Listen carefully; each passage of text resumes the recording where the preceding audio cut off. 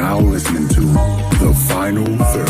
I think Pepe's so comfortable. You should be in just need to shake him. You should be in prison. We bailed you out. We bailed you out to come and play this season. You're out here disgracing us. You should be in prison. You facing charges.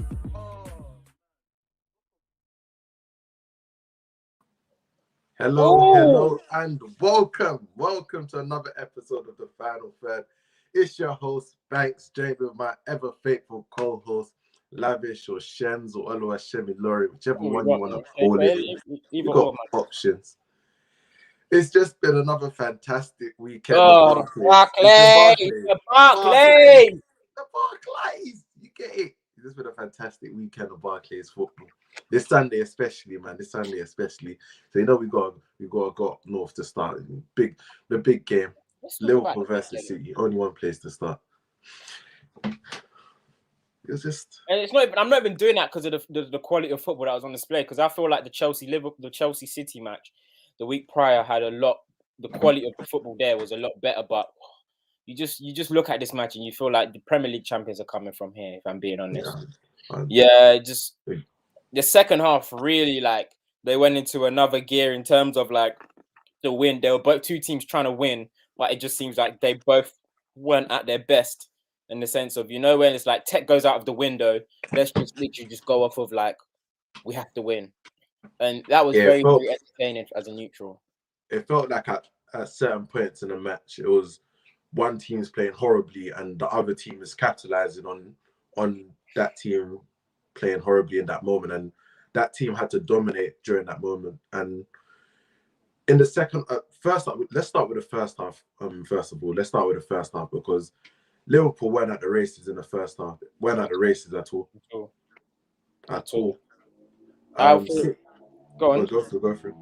City were, but again, we've had we've had 3 weeks or so of big games. So we had Tottenham, Chelsea, if you call that a big game. We've had Chelsea, City, and then we've had City, Liverpool.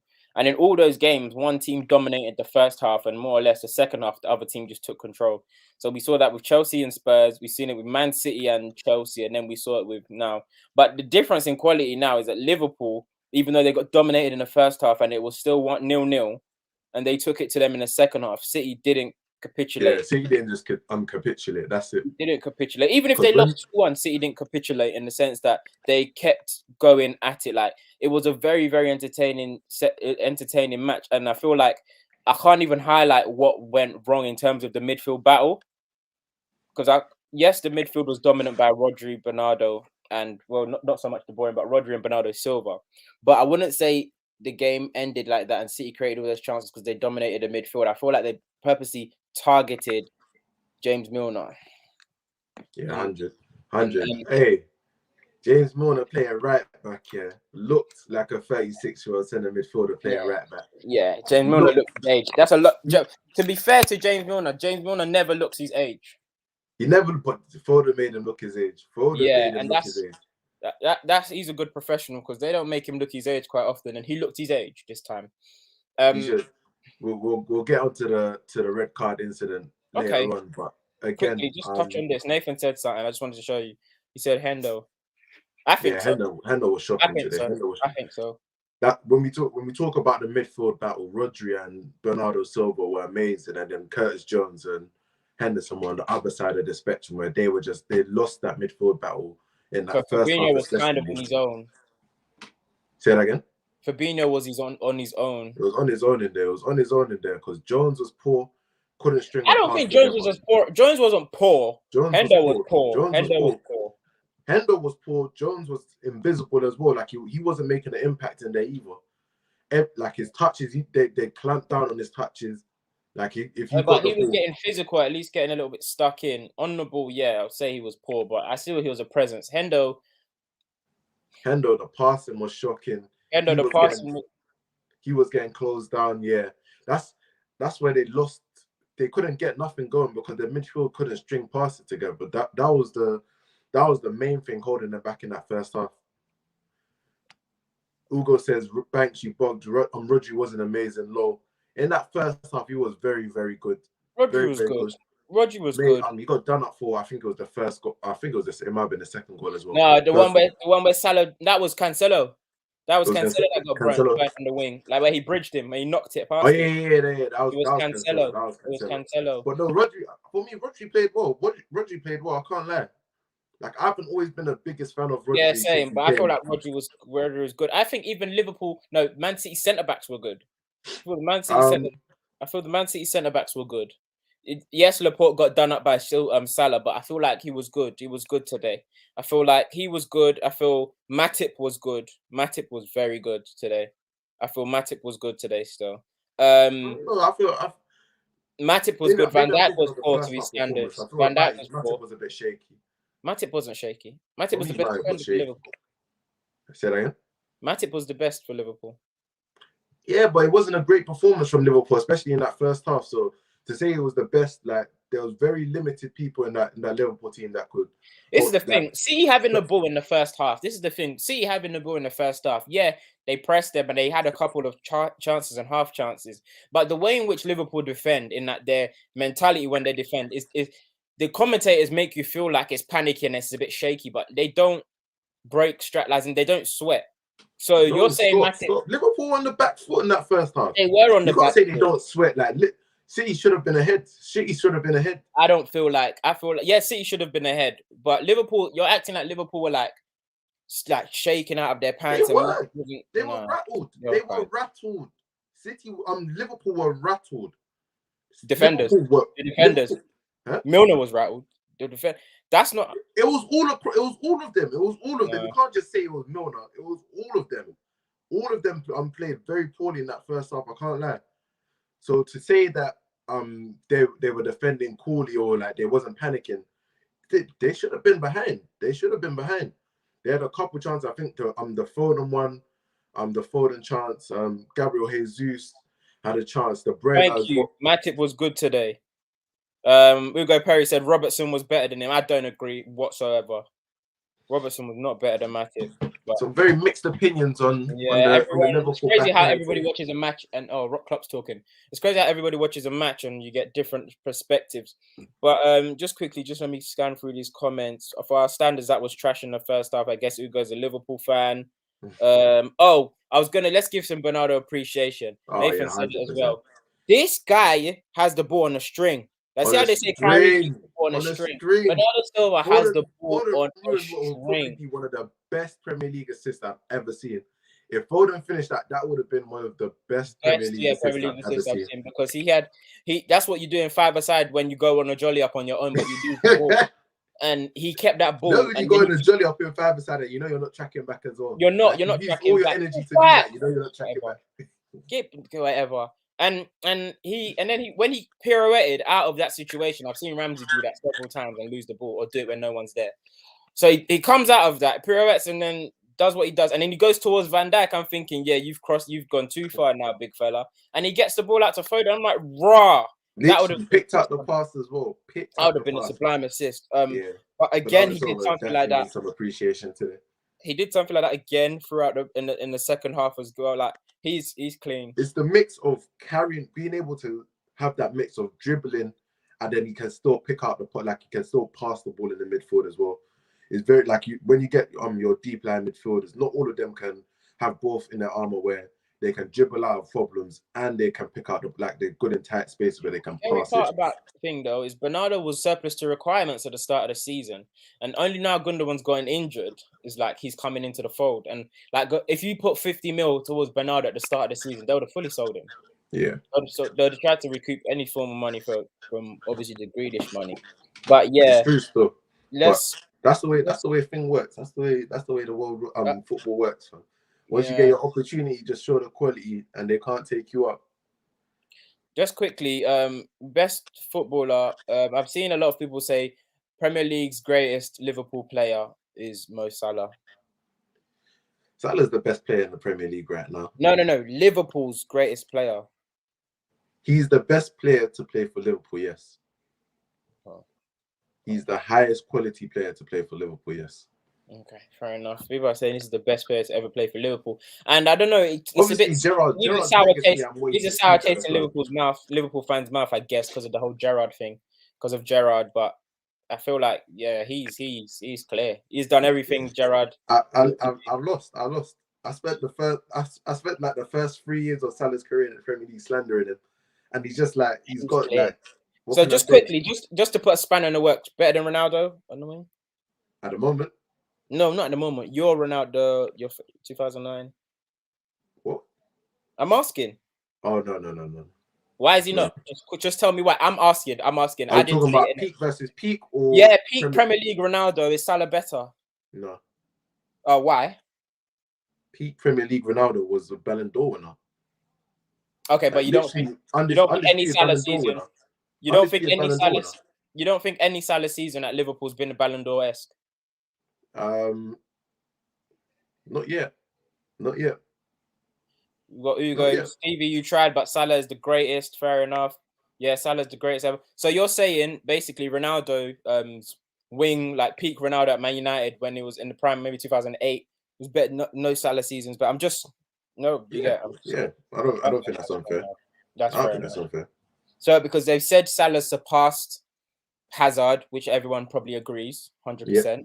Salah surpassed Hazard, and that the Hazard was really like the highest ranking Prem career after Ronaldo. Sorry. Okay, after Ronaldo, yeah. After Ronaldo. I just don't believe that Salah's surpassed Ronaldo in the Premier League. Like we've literally seen a Ballon d'Or campaign from Ronaldo. So what does he have to do? Just win the Ballon d'Or? I'm asking. He doesn't have to. He can do whatever he wants. He can. No, I'm saying if he wins it, if he wins the Ballon d'Or, is that it? Because that was what you put to the table. No, I'm not. I'm saying that like we saw with our own eyes, like the level that Ronaldo reached, and I don't think Salah's reached that level in the Premier League yet. Just quickly, I didn't even clock. I didn't know when you got this kit.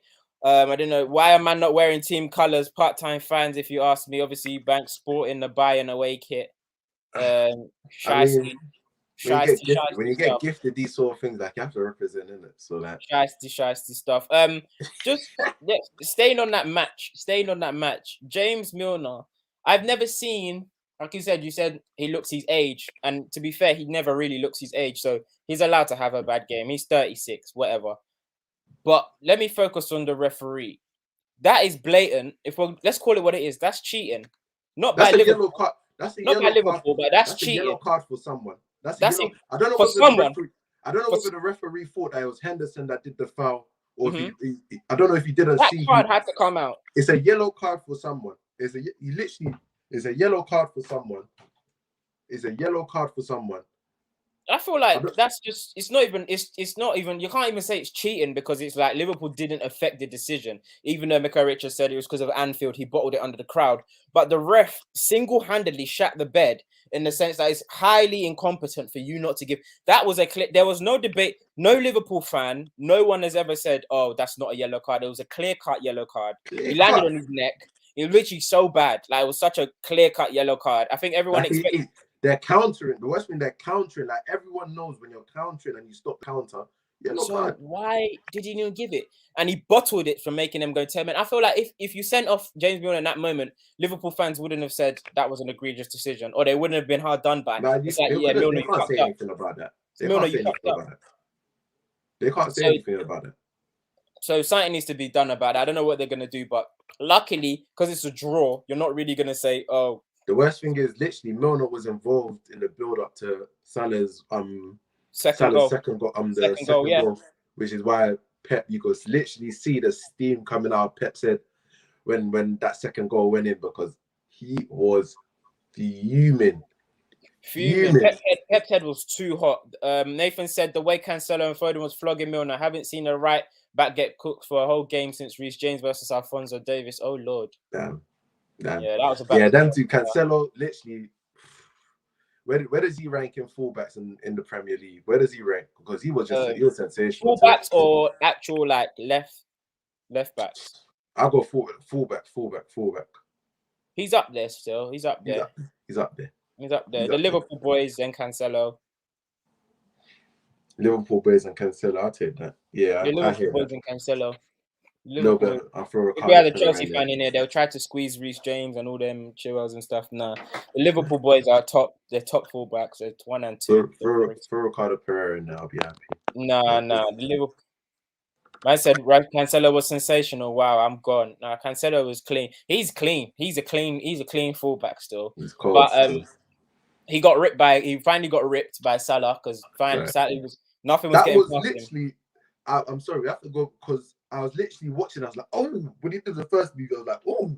Salah sat someone. I think he sat Bernardo Silva. He put him on his bottom. Bro. He put Bernardo Silva on his bottom. He put thing in the blender. Put in the blender. Made Laporte spin. His little spin cycle. Made him actually turn like a truck. You know when it's mad when he's going at such a pace, you literally have to turn. Yeah, you have to. See what he's doing. Right foot finish as well to the side. Don't be making grown men turn around like they're looking at a batty. Full like literally like. I was like, no, and then he found a corner. Even Foden's goal, Foden found a corner of the Sky Sports put the camera like at the bottom, and clean, just a great match, just great quality of football. And I love the way you wrote in our chat, this is such great football. Ollie, get the fuck out of my club, because I felt the same way as I was watching it. Like, I tell you, you've got to go, man. You've got to go. Like, oh my goodness, like, when are we going to see football like this at my club? Like, I was actually thinking, fuck. I'm actually not seeing football like this at my club. Years. I ain't seen that in years. Like, is this what it looks? Is this what it feels like to watch good football? Is this what it actually feels like? It's mad. Credit to Salah now. They're putting on tonight Premier League 100 Club, Mo Salah, like they're showing all these 100 goals. When you finally get that, when you get that episode, when you get that episode, it's like, you done things. You done what you need to do. Where do you want to go? Man. All right, there's been a lot of Liverpool City talk. Let's move on to the late kickoff from yesterday. Arsenal 0, Brighton 0, or Brighton 0-0 goalless draw. 0-0 goalless draw. Oh man. 0-0 goalless draw. Oh man, if you're killing me if you put me through that game again. Brighton better than Arsenal. Brighton are more well drilled, better than Arsenal. Obviously they don't have better players on paper, but they have a clear style of play, a clear philosophy, and they just have a clear plan and how to like take advantage of you. If you want to take it there, no, you don't want to take it to a certain place with them, and that's with long balls and corners and crosses. You don't want to do that with them. That's self-explanatory. The fact that they were missing their peak midfielder and they still bossed the midfield, I feel like Arteta made it very easy for them because Partey and Lokonga wasn't in that midfield, and Odegaard as well. You can't miss. Partey was in the midfield alone. Odegaard was. I can't say Partey was in the midfield alone. He wasn't doing much in there. But how do you play a midfield on your own? 1 versus 3 in the midfield. You're always like going to lose. I'm saying, as a unit. All right, as a unit. That whole midfield. As a unit, here's what happened to the midfield. Partey's there in position on his own.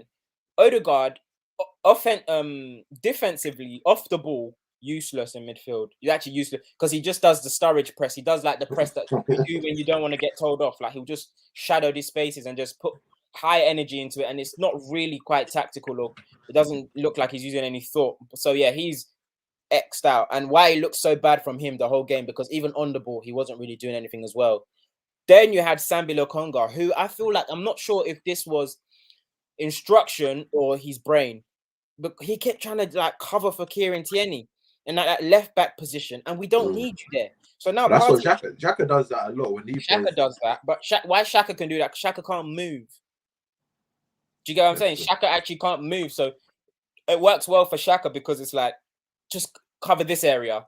But Sambi is like, okay, try and do what Xhaka's doing, but still be you, and you're very mobile, so you're just looking frantic and just like doing. It was way too close. It was way too close. Way too close to the back line. Way too close to the left side of the pitch. And you're just like, Partey's in the middle alone. So it's always 3 against 1. And then even at that, on the ball, nothing was sticking. You're looking at Aubameyang's nothing really sticking. He wasn't looking switched on. There's a chance that fell to him, that dunk missed. And he's got to if he's alive, it's a goal. Another one, he had a shit touch. He was 1-on-1, he had a shit touch. There's 2 more. He had 2 rubbish touches.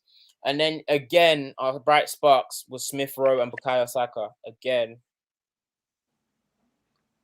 I don't think ESR chance. I don't think ESR messed up that chance. I feel like, honestly speaking, and someone tweeted it, and this isn't to sound like, oh, you just know bears about football, but someone tweeted something like, if you think ESR could have passed that ball or could have like squared it to Saka or whatever, you haven't really played football. I think it's such good defending from, was it Duffy or Dunk? It was literally, as I was watching back the replay, there's literally just the tiny sliver.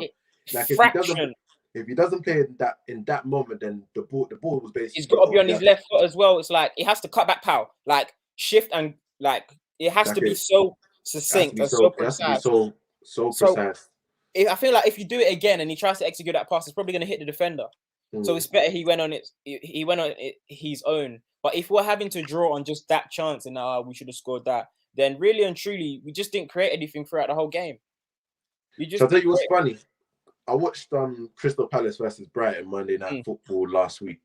And Crystal Palace actually dominated Brighton. Like, Crystal Palace were the much better team for 90 minutes, and Brighton get their equaliser in the last minute. Yeah, but this is would it count though? Because this was at Selhurst. So going forward to this match, like watching Brighton literally, as you say, just dominate tactically, get right so well in terms of they were creating chances at will, and it was very much the last season Brighton that came to fore in terms of they just wasn't being clinical with their chances at all. Like they were creating again. Cucurella, hey, shall I tell you what's funny? In the NBA, yeah, so many of the top players say that they have their welcome to the NBA moment against the most random of players. Like it would never be like a top star that gives them their welcome to the league. Like, oh shit, I'm really in the NBA. It'll be the most random of guys. That's exactly what happened to Tomiyasu yesterday. Exactly what, because Cucurella, hey, beating him up, flogging him, beating his ass, flogging him down that right hand side. That was his welcome to the Barclays moment. Cucurella gave him his welcome to the Barclays moment. He did. Hey, it felt like every time I saw Tomiyasu, he was either putting the ball out of play, I'm getting closed down, getting robbed off the ball. Hey, welcome to the Barclays Premier League moment for real. Because he's actually been good. He's been good the first couple of matches, but this is when you know. Oh yeah. Before I get onto your point, let me respond to Nathan just before I get onto your point. Nathan says, "Shames, don't come and cap. If it was Pepe, you would be on him. So it means Pepe on the ESR chance. Why I would be on him is because Pepe left-footed, cut back on your left, pass it to Saka. No, but imagine. Okay, so let's say Pepe was on the left side and he was in that exact same situation. You're 70 mil. You're 70 mil, two, you're senior. Like, okay, ESR has built up enough stock. You've built up enough stock for me to feel like me as a fan, I judge what you've done better than what I think you should have done. If you get what that means, like I trust. I feel like you're competent enough to make the right decision there. Whereas Pepe, no. Like if it's a half, The Pepe ain't got that stock with you. No, you ain't got that stock with me. I don't trust your brain in that situation. Right? They even putting up Salah Chelsea goals. Wow. Anyway, just quickly, what you said about Tomiyasu. Yeah, I knew it was gonna. And the first one's Arsenal. Father Lord, is this a 6-0? Yeah, it is. All right, cool. So with the Tomiyasu thing, the baptism of fire that Cucurella gave him was a sad one. Was a sad sight because I felt like you knew it was going to happen when there was one thing he did. I think he pressed him up on the halfway line and said, yeah, it's going to be a long one. It's going to be a long one. It's raining. Took a touch, robbed him. And you know when I knew Tomiyasu might have a long morning, a long afternoon, a long evening? They was on the halfway line. All of the above. They were on the halfway line when they were doing the moment of silence for the ex-Liverpool player. And it was raining and it was windy and stuff. And everyone in Arsenal was like trying to just firm it. Tomiyasu's gone like this on the halfway line.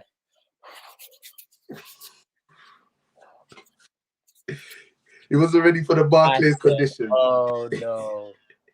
I said, let me not read into this. I wish I might get the footage back up. He was the only one on the halfway line going like this.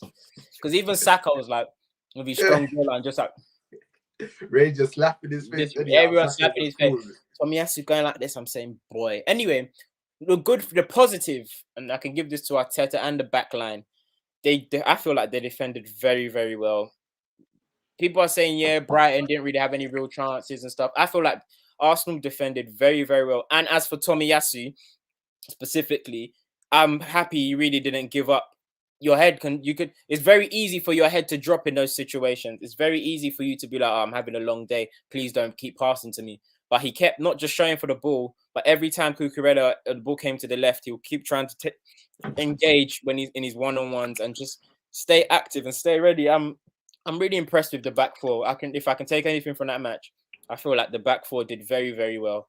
And you can say, yeah, I'm excited or whatever, but no, they did very, very well for me. I'd say Gabriel, especially, was probably the best defender on the pitch for you. Ben White was decent as well. Tierney, Gabriel's our best defender by far. Tierney for me, I'm starting to get pissed off with Tierney. Not even in the I was sense. about to say there's some discourse about Tierney on the. No, for me, it's not what the fan. It's something I've always picked up, even when he was being our best player with like Saka on the left. Just Tierney, when he gets into the position, and I don't blame him, I just blame Britain. When they get into, I just blame Britain because there's this culture in British football in that once you get to a certain position and you have to cross, just spam it in there. And that's how Tierney crosses every single time. Robertson has that tendency sometimes. That's why Trent is different gravy. Trent looks at who he's passing to. But Tierney, every single time, the ball's coming in, it's just pop, pop, pop, just hitting it. You got into that position so many times yesterday. He was doing it. He's done it so many times. So many times this season. The Brentford game was one of the worst ones I've seen. The first game of the season when he did. What are you doing? What are you doing? Look before you pass. And that's then, it. Like literally, just lift up your head and then look at someone. His one every time. Yesterday, especially every time, his cutback. They always do stuff like that. Clichy back in the day, his problem. He'll cross over everyone's head. That's Clichy's problem. Sanya, when he gets the ball, he'll cross it. He'll hit someone. He never beats the first man. And now you got Tierney just spamming the ball to anyone. Proper annoying. One thing I did notice, I actually thought you lot were more of a threat when Lacazette came on for Aubameyang. Yeah. So that was a weird little tidbit considering he's been pretty much second choice striker for quite a while. Like he's been out of the plans for a while now. So it'll be interesting to see whether he starts the next game after the international break. Because he actually looked a bit more threatening with Lacazette up front. Nathan's got that stock going. Let's go to your game. Oh yeah, unfortunately. Manchester United 1, Everton 1. Worst thing is this was an Everton side that was depleted. From time they're doing specials at the beginning of Decore, it's just even though he's having a great season, it's just like, brother. The thing is, we talk about McTominay and Fred. And we genuinely know how piss poor they are. We know how piss poor. We don't even need to talk about that. Not an excuse. It's not an excuse to not be beating these Everton, these Aston Villa sides. Like, yes, McTominay and Fred are poor. Yes, Ole isn't one of the best coaches in the league. But if you can put out that team and they're still so horrible that we just about walk away from Old Trafford with a point, bruv, somebody's got to put the nail in this coffin now, man. It's got to happen at some point. It's just like someone's get them got kids in the boardroom. Them kids that was on Shadif TV or whatever his name is, Sia TV. That was like, oh, he's got a goal, bruv. Get them kids. They know what they're talking about. Fred and McTominay. Shit. McFred or whatever you want to call them, it's not an excuse. I'm not focusing on them at all. Let's start with the manager. So no matter what the result was, if it was anything aside a win, everyone's going to say, why are you not starting Ronaldo? Because he literally saved your bacon against Villarreal. But the same problem still coming out of the second half and Villarreal match, the same problem still aligned, just that Ronaldo saved you. You don't know how to play. You don't even know how to control games. Let's put aside passage of play. Control the game. Like, you see how Man City had that spell today in the first half, or like, even though Liverpool didn't have that spell, Liverpool could have. They have spells in games where they control games, and they have a plan. You guys don't have a plan, and you don't tend to have control of games unless it's in the ball's in the hands of a Paul Pogba or Bruno Fernandes, kind of. My problem with United is that everyone that talks about the fact that our midfield, McTominay and Fred, they bring security or they work hard or all of that rubbish. Like, you ask for other players to be given opportunities in that midfield. Talking about Van der Beek or Pogba in the midfield, and they're like, no, it wouldn't. I'm actually thinking, are you guys watching the same match as us? Are you watching the same matches? Van der Beek's leaving in January. He has to. He has to. Because why did you keep him and you don't want to give him no opportunities? Like you could have literally just sold him and bought a midfielder. This is how I definitely knew. Like, you remember the summer that he was bought. United fans were baying for blood. We wasn't making no moves. We literally just signed Van der Beek because he needed to get the fans off his back. The Glazers, United, they just needed the fans, so he just had to make a transfer. Because the way he's being underutilized, not used at all. You're telling me Van der Beek can't get a game ahead of McTominay and Fred. Those Glazers are scared of you lot. That's one thing we know. Because that transfer was so unnecessary. It had no plan behind it. And No you can plan tell he's whatsoever. just not. You can tell it was done in like a couple of days. Just like off of the strength of Van der Sar, obviously. Literally. There was no plan in it, and it's just cool. Anyway, but Damari Gray played well. Yeah, he did play well. He's hitting some great form right now. Got Yeremina and your block dancing to La Coupe Maison, even though he's scoring offside goals. Nathan is making me laugh. Now, Yeremina's a fucking jackass, man. Yeah, and then you got that game for me. Then Paul Pogba doesn't start, and he comes into the game, but like again, it's just for me, in terms of the rotation, this is one point I'll make about the rotation. I don't mind that he wanted to rotate. I don't mind that because it's been a lot of games, Champions League, Premier League, Champions League. Like, it's been a lot of games. I don't mind that he wants to rotate. Yeah. But rotate with intent. How much? Like, I like that Martial came into the side and scored a goal. Greenwood, he was literally once again our only threat. If it wasn't Greenwood, it wasn't really being created. Rotate the midfield as well. Like we don't have to live and die by this midfield partnership, which is in the bottom 10 in the Premier League.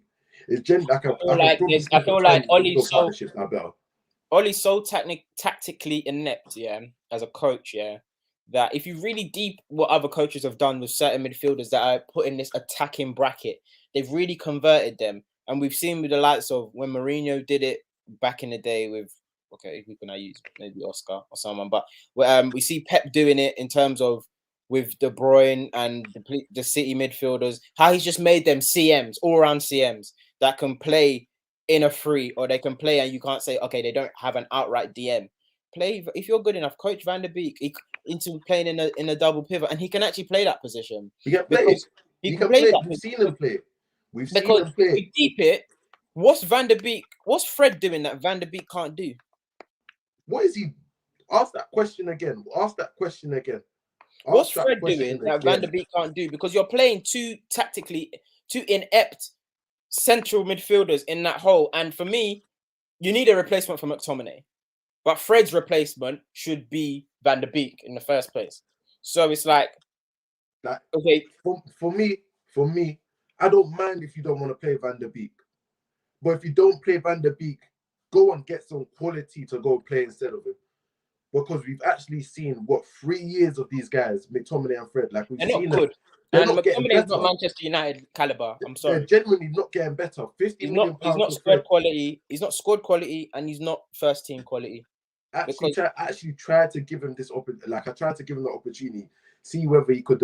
He's just not put. Like, we've seen it for 3 years now. We've seen it for 3 years. Constantly, he's getting weights off the ball. He's 25, you know. People, think he's. You'll say people like to use the thing of he's young. I think he's 25. Who, Fred? McTominay. Oh, he's 20. He's 24, 25 now. He's not young. He's not young. He's not young. That's why. He's not getting better. He's genuinely just not getting better. That's the thing.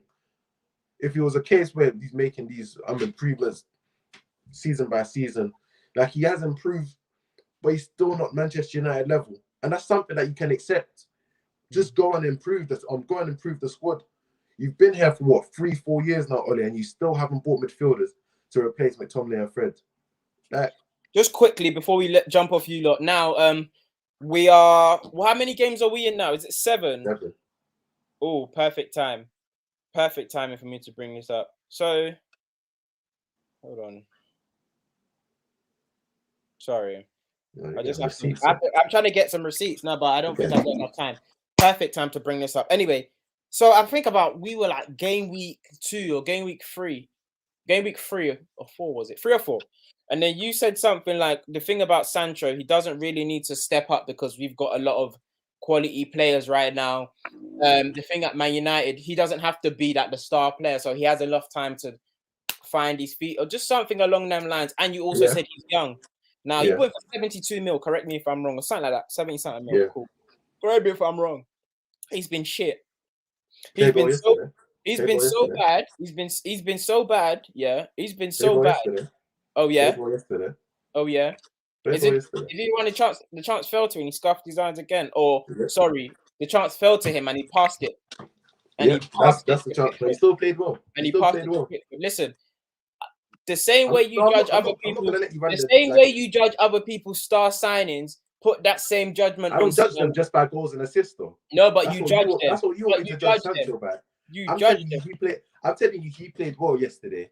Yes, he didn't played score. well. Game 1 of 6. Yes, he didn't score. Yes, he didn't assist. But he played well yesterday. So I don't want you to try to bring up no agenda. Oh, he doesn't have to play. Like, yeah, I said that. But at the same time, he played well yesterday. Came on as a sub, and he impacted the game. So take it, and you best use that agenda another week. Don't use it this week when he's actually played well. So you think I don't? Boy. Then don't use the agenda this week. You're gonna have to wait until the international break to use that agenda. Thank you, Nathan. That's what I was gonna say, but you put it perfectly. Sancho played safe yesterday, sideways and back. You guys watching? This is probably the first game I've seen from Sancho where he's been a bit more direct. How many times he beat his man? Huh? How many times did he beat his man? He beat his man at least twice. He beat Godfrey down the line, pulled it back to Pogba, who shot over. And then a couple times he beat his man. But what I'm saying is, in Pepe's first season, this wasn't enough from you. Stop comparing him to Pepe, brother. I'm comparing him to the standards you set up for other teams. You want me to just I'm comparing it to the standards you set for other teams. Yes or no? He could play very well, but if he doesn't get a goal, he didn't play very well. He didn't play very well. He could. I'm saying he hasn't. Don't say he could because he's not done it yet. I'm saying he could play very well. Don't say he could because he's not done it yet. Do you want to listen? I'm saying he could play very well, but if he doesn't get the goal or assist, you're not happy. No, me personally, no. True or false? False. So why can't you accept that he played well yesterday? He didn't play well yesterday. It was meaty. Yeah. I know you can't have this conversation in good faith. You can't have this conversation in good faith. Anyway, you don't want to be honest, and that's fine. I'm being very honest. I've been very honest, but he's been. You're not being very honest because you started this conversation by saying he doesn't have to perform because he's not the biggest player. You started the conversation like that. That's what you said in game week 3. That's what you said in game week 3. That's what you said. That's how you wanted. That was your defense for Sancho in game week 3. That's why you don't want to be honest. So when I told you he actually played well, that he did he actually played well yesterday, you're not hearing it. Because that doesn't fit your agenda. Lingard's had a better season than Sancho so far. That's calm. And I would say Lingard's played well. But you telling me that Sancho's played well? I said Sancho played well yesterday. No, but I mean no, it was meaty. It wasn't. He was good. All right, cool. Say nothing. That's what I'm saying. You can't have this conversation in good faith. Don't worry. Say nothing. Because I've said before Sancho has been bad. He hasn't played well. So when I say he played well yesterday, it's not a case of I'm just always sticking up for Sancho's performances. He played well yesterday. It is. Just quickly, thank you for bringing up Havertz. Let's move on to Chelsea quickly. Chelsea caught life yesterday. Well, I wouldn't say it was a red. You think it was a red? Yeah, I guess if you're scraping someone's Achilles, it's a red. I kept looking back at that like, damn. The game's soft in it, and the fact that they orange at most. The fact that they watch stuff now, they watch VAR in super slow-mo, is obviously going to look worse. But if you're scraping down the back of someone's Achilles, it's going to be a red card. I thought it was going to be a yellow, orangey. I thought it was orange at most. Yeah, but if it's an orange, it can go either way, innit? Yeah. If it's an orange, Game's gone. Game's gone. Yeah, to be honest, game's gone. But I was going to say, Werner goal. First goal he had 16 disallowed. He's had 16 disallowed goals. First goal of the season. Let's just clap him off. Well done. Yeah. He hasn't scored since April, I think. Yeah, that was his first goal since April. Prem goal. First goal since April. Fair enough. Prem goal, yeah. Did you watch Crystal Palace versus? He did play. Leicester. Leicester City. Yeah. I'm just confused as to Brendan Rodgers. Brendan bloody Rodgers. I don't know. I actually don't know. I don't know with Leicester. It's Because weird. you start with He's having a start to the season where you can genuinely see him getting sacked. no. I I disagree. because Disagree. even though they went 2-0 up, Leicester didn't even play. Leicester haven't played well this season. Leicester haven't played well this season. They haven't played well this season. Against Burnley last week, they could have got thumped up. This week against Crystal Palace were the better team in the first half. They were doing all the pushing, making all the running. Trying to get Leicester. Probably should have scored in that first half. Two mistakes. Yeah, Brighton, they got Man City 1-0. Oh yeah, the West Ham one, they lost 4-1. Yeah, Leicester haven't really been good this whole season. They haven't been good this season. And this game as well, if they manage to leave South London with 3 points off the back of the 2 mistakes, it would have been papering over the cracks again because Crystal Palace were the better team. So happy to see Crystal Palace get back into the game because just focusing on Leicester. Okay, so they've got several injuries within the squad, yeah, which obviously is no excuse because now you're a semi-big team, but you're in that Tottenham bracket. Yeah. You're in that Tottenham bracket. Castagno's back. You've got Vestergaard, Sionku's back, so Vestergaard and Sionku play together. But you're obviously Ndidi's gone, so Chowdhury drops in. But you've got enough. Your squad is strong enough for you to not be putting up these. Why has he not been playing Kelechi? Why is Kelechi starts now and he scores? No, it's not even the fact that he scored. He's just literally coming to the starting lineup, and you can see the quality he has, and you can see the way he improves the team in terms of. I feel like he's trying to do the whole rest. Like we're in a lot of competitions, so let's just like try and rotate. But I feel like remember when Rafa Benitez was doing that rotation stuff. Was it at Chelsea or just the end of his Liverpool tenure? And it was like quite forced. I think it was the Chelsea one. I think it was the start of Chelsea. It was doing the rotation, and it was just quite forced. You can play the 2. It's legally allowed to play the 2 up top, like play your strongest team. But he's always got probably one eye on the Europa tournament as well. But Kelechi is in his best starting lineup. He needs to be playing in the Premier League. You can literally see the quality that he brings to that in that supporting striker, or you can see the quality he brings, like whether it's retaining the ball. I think he created a couple of chances today as well. Just like he needs to be playing it, and I thought he's hampered himself in. I don't know what's gone on behind the scenes, or I think something's obviously gone on. Something's obviously gone on behind the scenes. From the way he finished last season to not starting any of the first 6 games, that's inexcusable.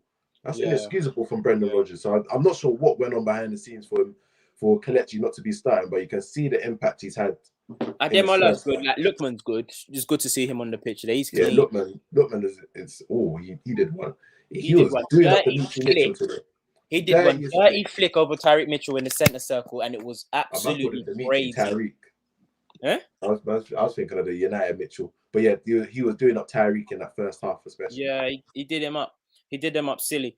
I feel like with Leicester though, I feel like this is quite different for them to be comparing to the last 2 seasons in that they've started off pretty poorly. Normally they start off well and they tail off. So let's see going the other way. Obviously, that's not really how it works. Let's see going the other way if they can pick it up. But they're not actually.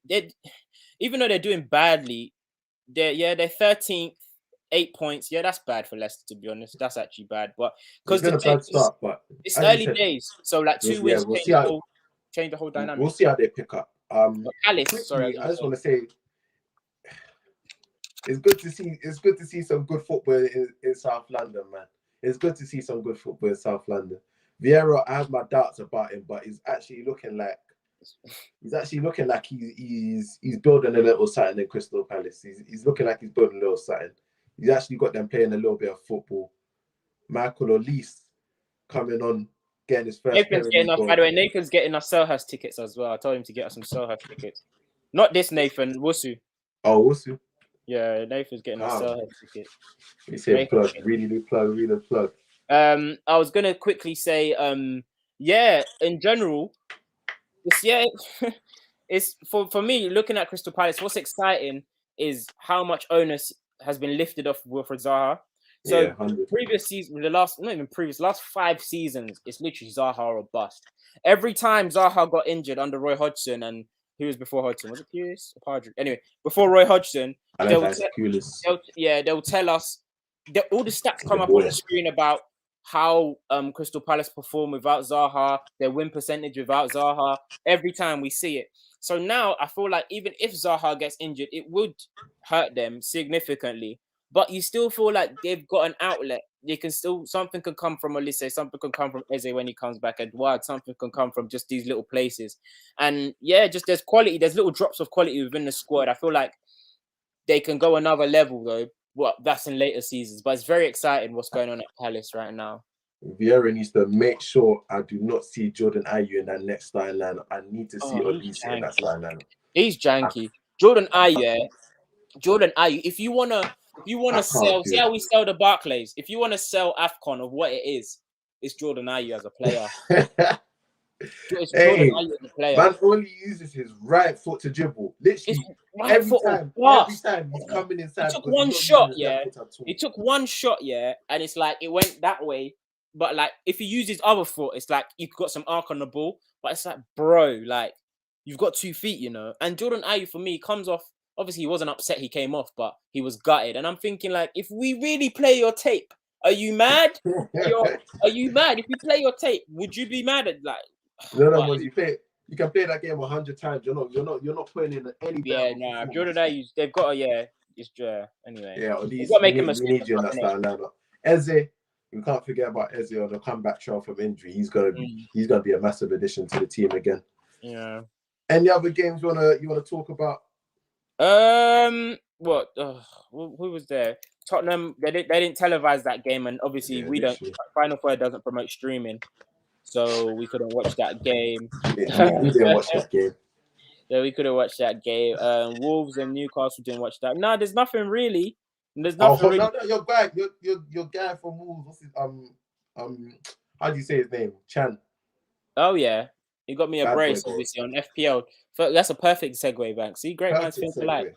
Great minds think alike. So, who is top of the league? Or since all the games have been played, we never actually have a beautiful moment when all the games have been played. It's always like a little asterisk waiting for someone to.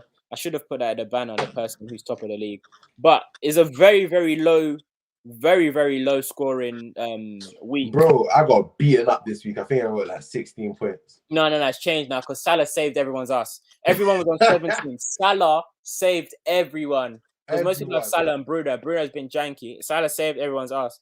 So we got Damien Okoye out in the front with in total 467 points. And he's got this, game week 7, he got 61 points. So how did he get 61 points? He used his wild card. Definitely captain Salah. Nah. Oh, they didn't captain Salah. Captain Lukaku, 4 points. But 4 points. Okay, I don't know if you can see this. Do you guys see? So we got Ramsdale in goal. Cancelo, Aspilicueta with 10 points. Tierney, 6 points. Saka, 3 points. Salah, 13. Rafinha. Mbeumo got 8 points for him. Lukaku's captain. Jimenez got 10. And Antonio got 2. Jimenez got like 2 assists, I think. Yeah, Jimenez got 2 assists. Yeah. So he did very well this week. And like the highest overall on FPL was 90 in general. But yeah, he did decent still. Yeah, he did very, very well. He did very, very well. So anyway, just keep playing. We're gonna get to when we get to the 19 game week mark, we're gonna obviously throw out a little gift, a little something for you lot, just to keep you excited, to keep you playing. But don't give up in it. Let's actually try and complete this season with everyone playing to the last week of the FPL.